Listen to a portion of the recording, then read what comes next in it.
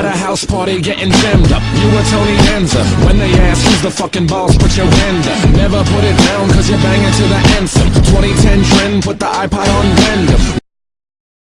Hello everyone, this is the Game Bros here, and welcome to Top 10, our first one. And so we're today gonna do Top 10 Call of Duty Submachine Guns, right? Yep. And so this is definitely different because it's pretty much dual comm. So we were thinking about doing this, and we did not make this up. There's another YouTuber, and his name is Chaos Silencer. He made this one up first, and so we're just gonna jump right in. And so at number 10, we got the MSMC from Black Ops 2. I just think this had great iron sights. It had very low recoil and amazing range with some pretty good damage. And when you're on like a map like Turbine and you step on long barrel, there's still a possibility you could get some kills at that range. Again, it's really cool. Gameplays. Yeah, what were you gonna say? The gun's really cool from far range, even to close range. I mean, it's a good gun for like sneaking around and stuff. It's just light and pretty good. Yeah, a lot of people are saying the Peacekeeper, that was the all-around best SMG. I really think this MSMC is way better. So at number 9, we got the P90 from COD 4. Now, we could have gone MW3 on this one, but we really felt like this was just better. Awesome. Like it was just better. It was better in the campaign. It was better all around. And I think Spud here has a little bit more experience with it than I do. So, what do you think about that? I think it's a good gun. It's just a light, durable. You can run faster. You can just hide quicker. It's short, so that you can like turn it on walls and no one can see your gun stick out. So it's pretty good. Yeah, it's useful in multiplayer and in real life. In real life, the round is meant to pierce body armor at 200 yards while still being small, portable, and fairly inexpensive.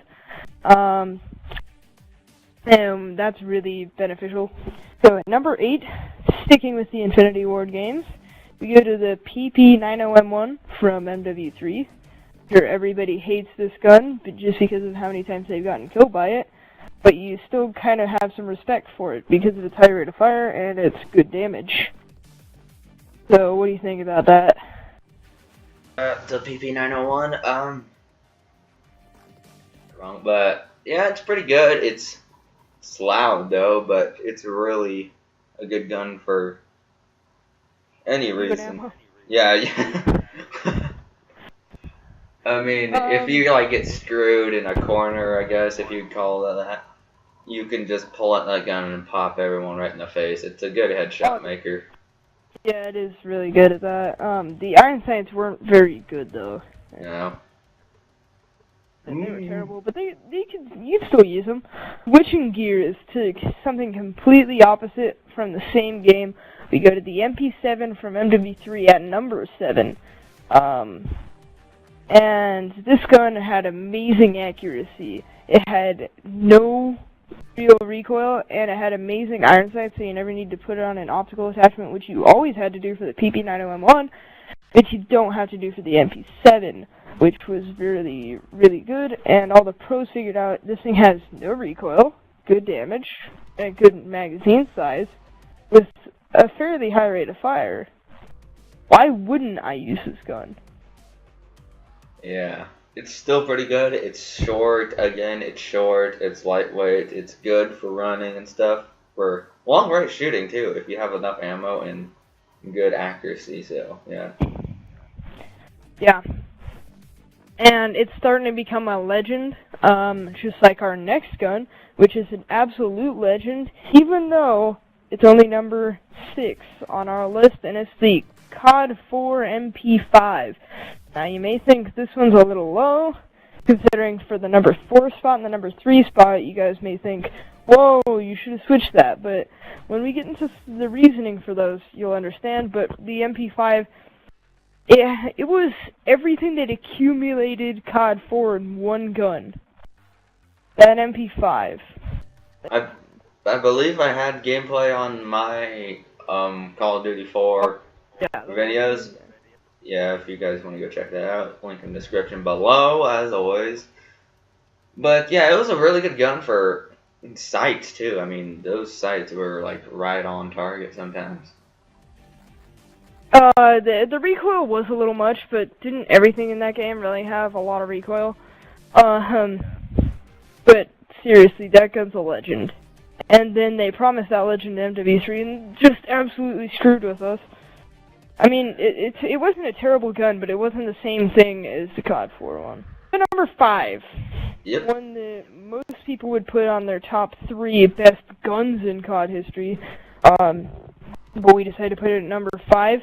The MP40 from WoW, World at War.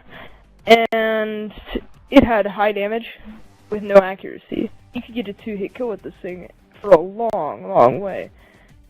No other submachine gun in COD history could do that. Your thoughts?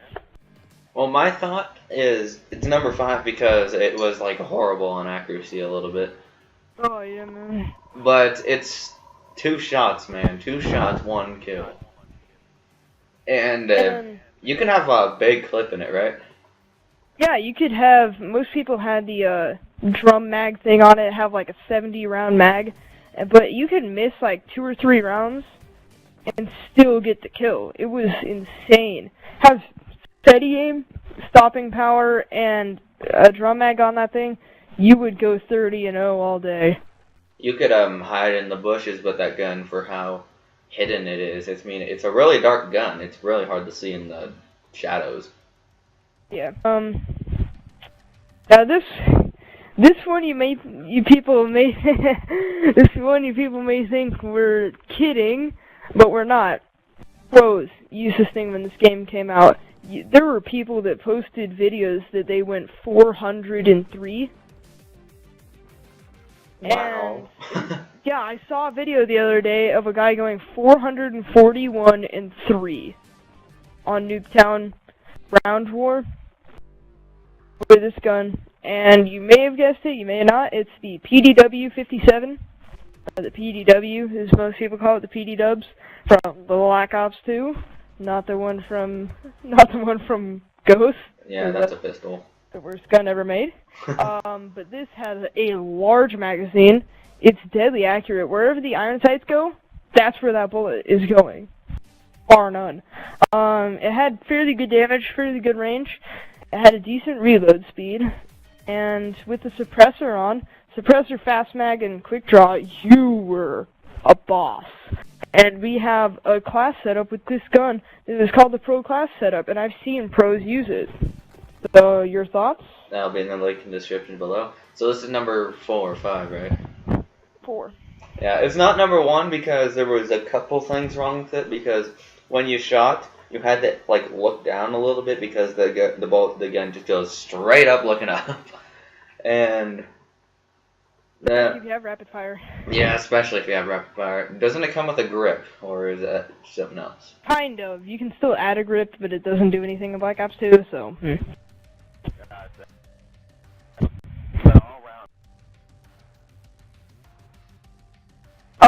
It's a 3-shot kill up close, up to like 10 meters, 20 meters, it's a 4-shot kill, and anything above like 75, 80 meters, it's a 5-hit kill.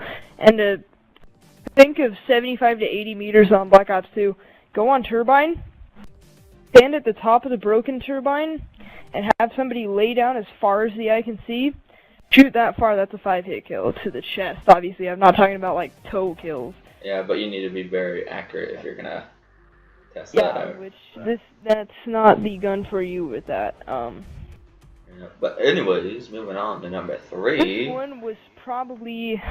This gun is probably the most dominant of all the guns. Like, every single person used this if they were going to use an SMG. And though we could have picked the MP5, which kind of forgot about,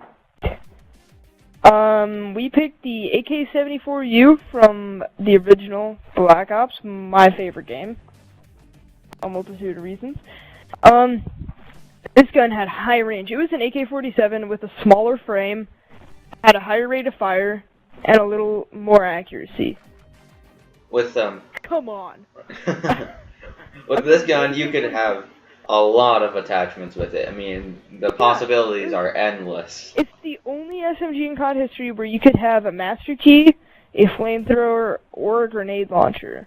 And I end it there. It's an assault rifle that you can get as an SMG, and if you need an SMG challenge or something, use that. You will get high kills all the time. You'll get dogs. I mean, flat out, you'll just get dogs.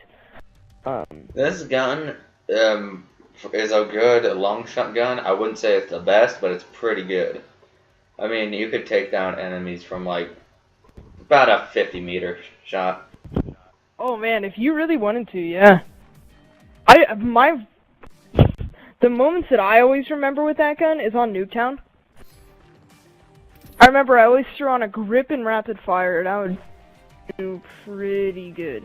All the pros went on Nuketown and had that same setup. I mean, I saw this one guy, he had like 231 and 5.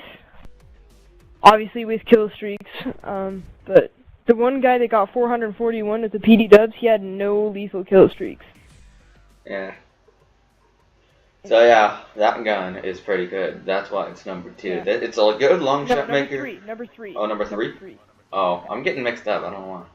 But yeah, it's a bronze medal for us because good long shot gun, good close range gun. It's just like sometimes when you shoot them, they won't die. Like it's not like 100% perfect, but it's an all-around good gun. I advise you to use it. Even with the unexplainable lag, you could get a 3-hit kill with that thing on Hazard. And if you owned the map Hazard, you would know what I'm talking about. This one should have been. This could have been number 1. This could have very well been number 1. And number 2, the PPSH 41 from World at War, or in my book, the Fire Breather, the Dragon, the Killer of Death. And it had such a high rate of fire with, it did have a lot of recoil, but it was controllable, and had nice iron sights, and really, that thing was just cool. Yeah, it was pretty good gun. I mean, that gun is just, there's just no awesome word for that gun. It's just really cool. I mean, fire-breathing dragon. Fire-breathing dragon of death, probably. But that gun is so awesome. It's just, you have to try it out for yourself. It's just really. If you've ever gotten it on zombies and gotten the Widowmaker, one time I was on, it was on Doris, I believe. Yeah, I was on Doris and I got the Widowmaker. I mean, that on round 15 with that gun. Dude, those things just, man. I was running trains on round 35 on Doris.